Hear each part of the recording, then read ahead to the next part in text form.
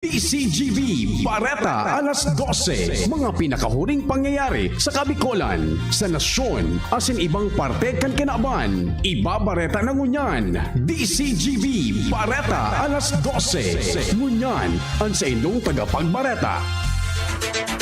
Marahay na ito mga tugang, Biyernes po niyan, petsa 6 sa bulan kan Mayo 2022. Ini ang Bareta alas 12, asin kami ang sinong mga tagapagbareta. Ako po si Mardilad Daingiba. Ako po si Christine Longabella. Sideline ko sa tuyang darakulang mga bareta ngunyan. Salado lokal medical teams para sa Albayanihan meeting di aban si Vice Presidente Leni Robredo asin Senador Kiko Pangilinan, preparado na. Graduation sa Bicol University, tutugutan na mag-atendir ang sarong magurang na bakunado o may negatibong RT-PCR result. Emergency Employment Program sa Legazpi City aprobado na ni Alcalde Noel Rosal. Personahes kana Department of Education ng Bicol preparado na sa eleksyon. Sa lado nasyonal, mga bagong rehistradong botante pigkakonsiderar na game changer kan COMELEC. Utang kan Pilipinas, naglobo pa kan bulan nin Marso. Supisyenteng supply ng kuryente sa aldaw kan eleksyon, siniguro kan NGCP. PNP, dakula ang pagtubod na kaya ni Police Lieutenant General Vicente Danao Jr. na panginutan ang sa indang lado. Sa ibang nasyon, dust storm sa Iraq, nagwalat ng 5,000 katawong irido asin saro ang gadan. Sa sports, atletang Pinoy nagpuon ng mag-abot sa Vietnam para sa 31st Southeast Asian Games. Yan ang headlines, kunyan sa detalles kung sa tuyang mga bareta, enot sa lado lokal. Ang baretang ini hatod sa Indukan. United Home CTAP, ang vitamin C na mula sa Unilab. May sukli ka pa! Preparado na ang iba-ibang medical teams para sa gigibo na Albayanihan meeting di aban sa dyan na hapon kang grupo ni Vice Presidente Leni Robredo asin Senador Kiko Pangilinan sa Sawangan Park, Legazpi City. Inan rason na ang Bicol Regional Training and Teaching Hospital Health and Emergency Management Team pwedeng magpadara nin duwang medical teams mantang sarong team haliman sa Philippine Red Cross.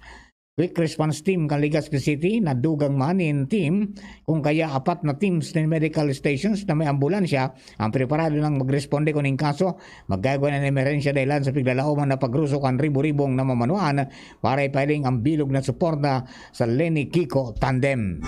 Ang baretang ini hatod sa Indukan, Ginebra, San Miguel. Sali na sa Ginebra Tres Fuertes Promo. May pag-asang manalo hanggang dulo. Tutugutan na mag-atindir ang sarong magurang kan estudyanteng magraduar sa gigibuhon na in-person graduation sa Hulyo 9, 2022 sa Bicol University. Ini ang pinag-anunsyo ni Bicol University State University and Colleges President Arnulfo Mascareñas kung saan basado sa inisyal nindang plano, kaipuhan na bakunado ang mga ma-atindir alagad kung daipaman na bakunahan, hahagadan sindanin negatibong resulta nin RT-PCR. Ipinaliwanag ni Mascareñas na tanganing mapasunod ang public health standard sa Hulyo 9, mangyayari ang graduation kan mga estudyante hali sa BU East, West asin Daraga Campus mientras na ang mga satellite campuses man ang magkakaigwanin siring na aktibidad sa separadong petsa. Ang baretang ini hatod sa Indukan. Alaxan FR, ibuprofen, and paracetamol. Alaxan FR, isang Alaxan FR, tapos ang sakit ng katawan. Aprobado at impirmado na ni Alcalde Noel Rosal ang sarong resolusyon ay pinasarkan sa Gudang Panglungsod kan Legazpi na maadaptar sa Legazpi City Emergency Employment Program o LSEP sigon sa resolusyon number 15-0112-2022 saro sa mga programa kaini iyo ang direktang mataunin short term o 10 aldaw na cash for work program para sa mga Legazpenyong grabing naapektaran kan pandemyang COVID-19.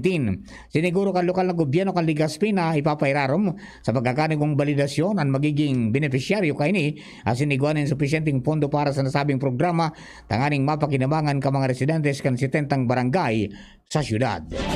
Ang baretang ini hatod sa Indukan. Bimeg Integra Tri-Fast, kakampi mo sa panalo. Sulfadiazine plus trimethoprim plus bromhexin is the generic name of Bimeg Integra Tri-Fast. Preparado na ang 42,297 teaching asin non-teaching personnel kan Department of Education Bicol para sa mangyayaring national asin local election sa Mayo 9, 2022.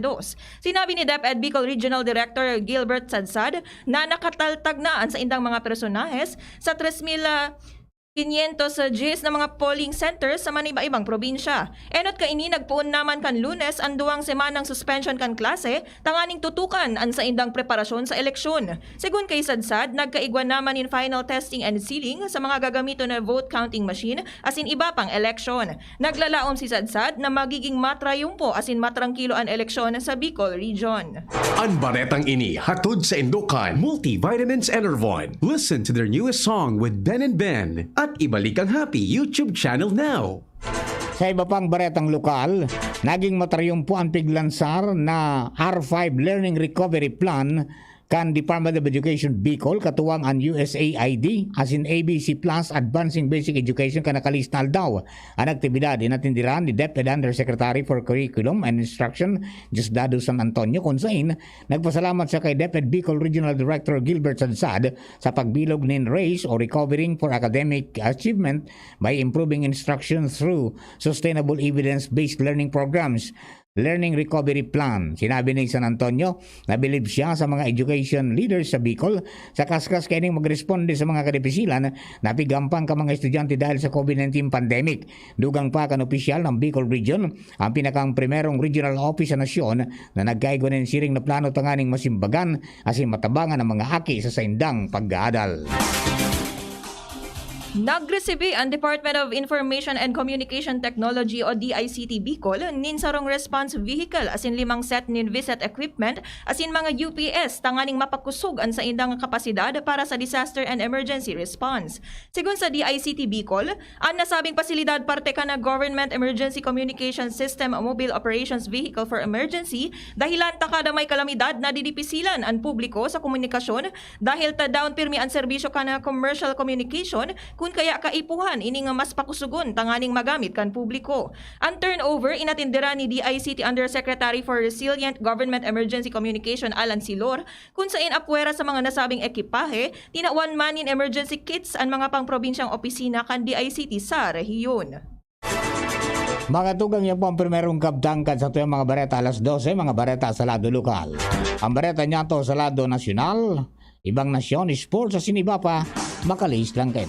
Pabago-bagong panahon, mataas ang bacterial infection ng mga manok, ang BMEG Integra TriFast ay may lakas ng trimethoprim, sulfadiazine at bromhexin. Ito ang triple shield protection ng kampiyon ninyo. Must be prescribed by a veterinarian. Sulfadiazine plus trimethoprim plus bromhexin is the generic name of BMEG Integra TriFast. Sa tulong ng BMEG Integra TriFast, may tripling panlaban ang alaga nyo sa sakit. Sulfadiazine plus trimethoprim plus bromhexin is the generic name of BMEG Integra TriFast. Minsan lang tayo mabuhay. Pagpapabukas mo pa ba? Ibalik ang happy. Sumayaw ngayon na ang araw. Hanapin kung ano ang magpapapi sa'yo. Ibalik ang happy. More energy with Enervon. Ibalik muli. More energy mas happy. Ibalik na happy. More energy mas happy. Ibalik na happy. Yeah. More energy, more immunity. Mas happy with Enervon. With proper diet and exercise versus non-use. Multivitamins is the generic name of Enervon. If symptoms persist, consult your doctor. Miss, yung order ko.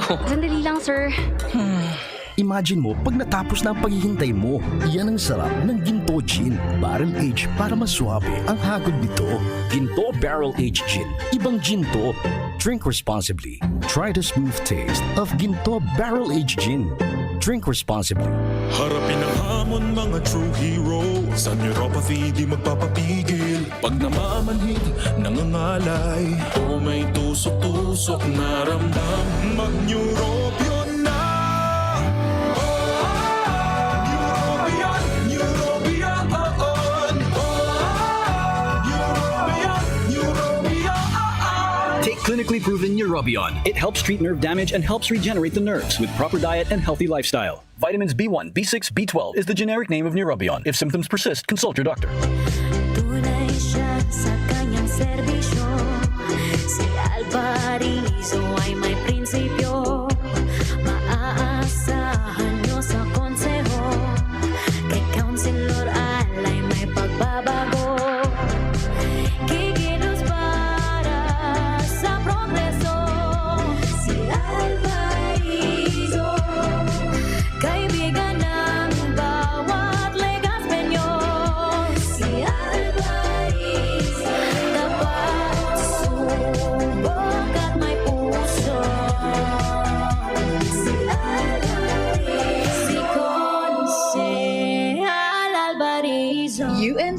happy to announce that the admission for school year 2022-2023 is now open.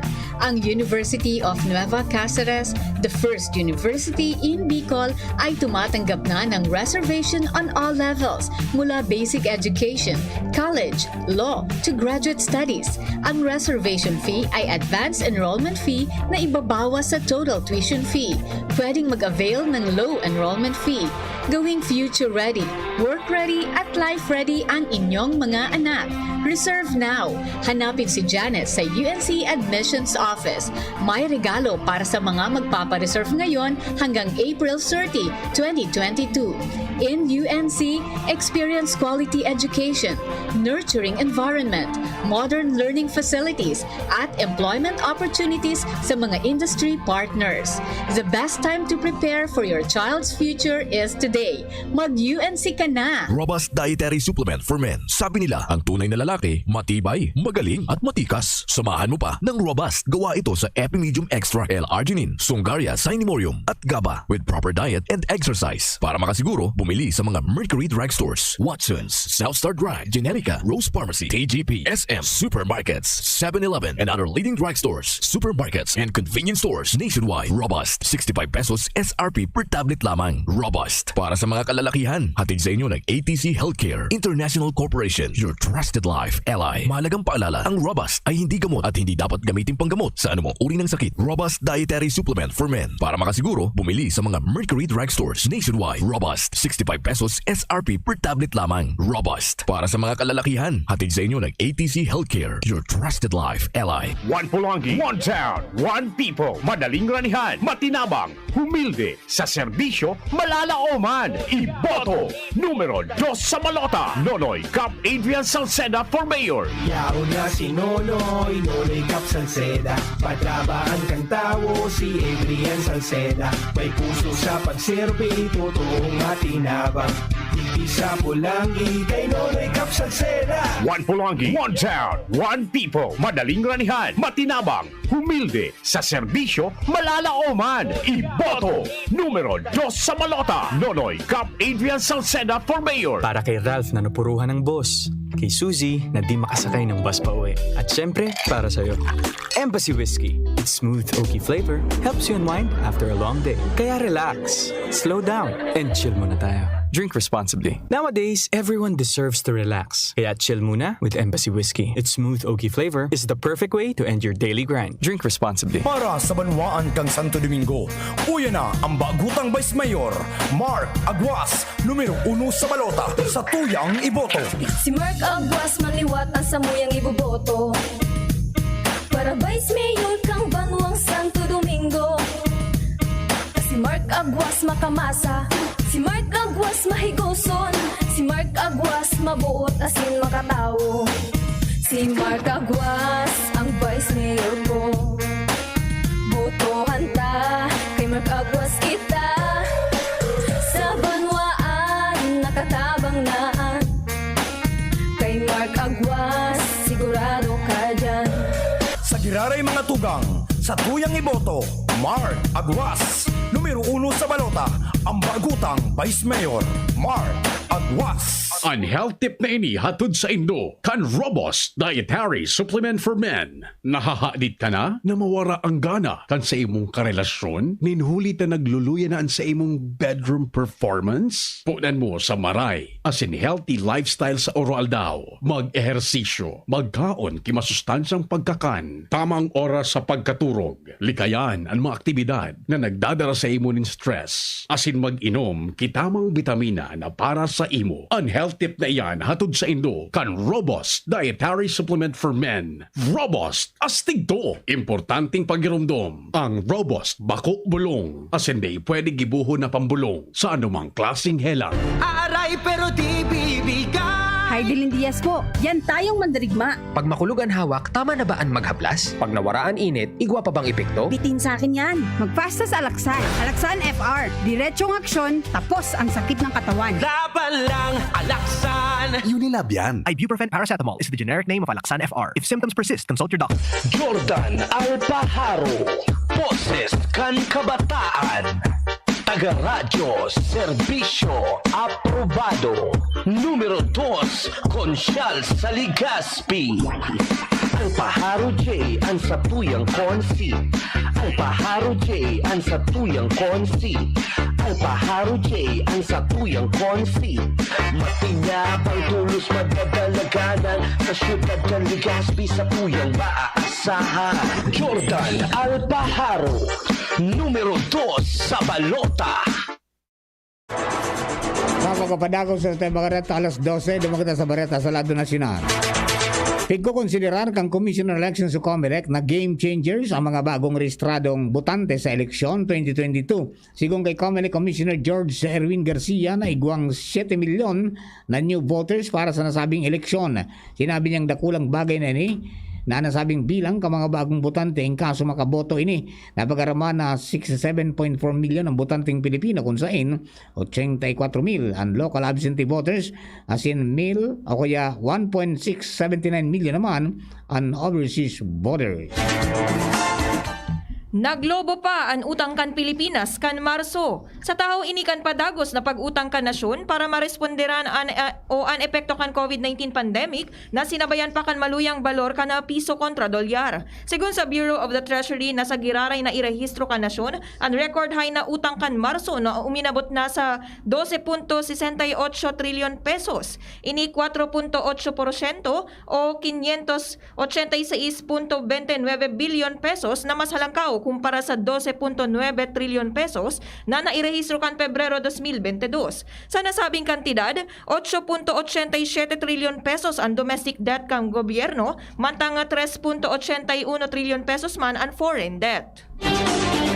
Ipinahayag ang National Grid Corporation of the Philippines o NGCP na magiging supisyente ang supply ng kuryente sa nasyon sa aldaw kan eleksyon kung daing planta na magkakaaberya. Sigong kay NGCP spokesperson Attorney Cynthia Mucha Alabanza na daing maintenance shutdown na naka-schedule sa maski anong planta sa nasyon sa mga masunod na aldaw. Alagad, nagandadaan sa ng opisina in kaso magkagawin ng aberya. Mantampig halat kan NGCP ang kasimbagan kang gobyerno sa ng rekomendasyon na magdeklarar ng holiday sa mga opisina kang gobyerno sa Mayo 9 para magkaigo ni mas dakulang availability o supply ng kuryente. Alagad kasud maaman ipinaluwas ang nasambit na kasuhan. Dakula ang pagtubod kan lado kan Philippine National Police o PNP sa kakayahan ni Police Lieutenant General Vicente Danao Jr. para panginutan ang sa indang lado. Si Danao pigdesignaran ni Presidente Duterte bilang officer in charge kan PNP sa hampang kan pagretiro sa serbisyo ni Police General Leonardo Carlos sa Mayo 8 sarong aldaw bago ang eleksyon. Sigun kay PNP Public Information Office Chief Brigadier General Roderick Augustus Alba na kung pagbabasehan ang track record as in level of competence, daing duda na kaya kaining maging Chief PNP. Dagdag pa ni Alba na kung anuman ang pinuna ni General Carlos, ipagpapadagos na ni General Danao lalo na may importanteng papel ang PNP para sa eleksyon sa Mayo 9. Si General Danao magsiserbisa na bilang OIC kan PNP dahil pigbabawal sa ngunya na panahon in eleksyon ang appointment sa anuman na government position. Sa bareta niya to sa ibang nasyon, irido ang nasa 5,000 katawo mantang saruan agadan matapos tumama ang dust storm sa Iraq. Sigun sa Health Ministry kan Iraq, ini ang pang 7 beses na tinamaan ni dust storm ang Baghdad sa laog sa nanin sarong bulan. Sa bilang na 2,000 na kaso, nagsapara mga ininin suffocation. Inabisuan nindaan mga may helang na asma asin nagkapirang chronic disease na magtinir na sa nasa senda sa laog kanarong. Maski normal sanang namamatian ang dust storm sa Iraq, alagad dakol na mga eksperto nagsabi na kaya pirmi ining namamatian dahil sa epekto kan climate change. Sa sports, nagpuunang mag-abot ang mga atletang Pinoy sa Vietnam para sa 31st Southeast Asian Games. Ang Philippine kickboxing team as in men's beach handball squad nasa Hanoi nangunyan. Ang team lakay standout siring kay dating one featherweight champion Honorio Banario as in Gina Inyong iyo ang mangingenot sa national kickboxing team. Ang mga Filipino kickboxers nang gananin na anum na medalya sa nakaaging SEA Games. Sa Sa tuyang bareta sa siyensya at teknolohiya, fitness bracelet naman ang pigluwas na imbensyon ka mga eksperto sa siyensya at teknolohiya sa kinaban. Sigun sa mga eksperto, opera sa standard functions arog kan synchronization sa imong smartphone, time display, stopwatch, speed monitor, info about calories burned, igwaman ining heart rate records. Pitong aldaw na magagamit ni pitong fitness bracelet na ini kapag fully charged. Toryang naiiba. Sarong pamilya nin mga turistang Amerikano sa Israel ang gumilibo nin eksena sa airport matapos baloon kan mga ini na magbitbit sa saindang nasyon nin vintage bomb. Nabiglaan mga tawo sa Ben Gurion Airport sa Tel Aviv kan sarong pamilya nin mga turista gikan sa Amerika ang nadakupan nin mga daipan nagsasabog na vintage bomb. Ang mga daipinangaranan ng mga turista na pag-araman na napurot ang vintage bomb sa Golan Heights asin na naisip ninda na bitbiton ini sa States bilang souvenir. Sigun sa sarong eyewitness sa airport, kusa na pigluwas ka na padre de pamilya ang vintage bomb gikan sa iyang backpack asina hinapot ka ini sa security staff kuna sa hand carry o sa check-in luggage niya dapat ibuktak ang bomba. Sa sobrang pagkashock kan mga tawo sa palibot na nakahiling ka no bomba, may sarong pasahero na nagkurahaw nin terrorist shooting asin ini ana naging dahilan para magpanik ang mga tawo sa airport. Kadaklan sa mga tawo nagdaralaga namantang ang iba nagdapa sa salog.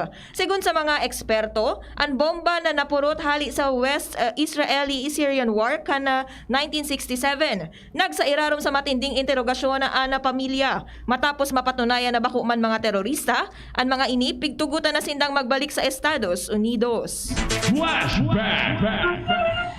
Mayo 6 kan taon 1942 o 1942 kani surrender na din in kondisyon kan Estados Unidos ang Corredor an stronghold o kuta sa Japanese Army. Kasunod kaneno tapagsuko ka mga Filipino-American forces sa Bataan, nagdesisyon si General Wainwright na isurrender na tatada pa niyang tropa na maabot sa 12,000 sa isla. Ang pag-surrender nagmarka nin total collapse of defense kontra sa Japanese invasion.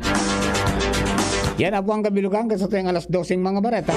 Tinipo na kinalap sa DCGP News Bay. Sa pangarang ka nagsurat ka mga bareta, News Director Edwin Peralta, sharing man si Angel Mostaza.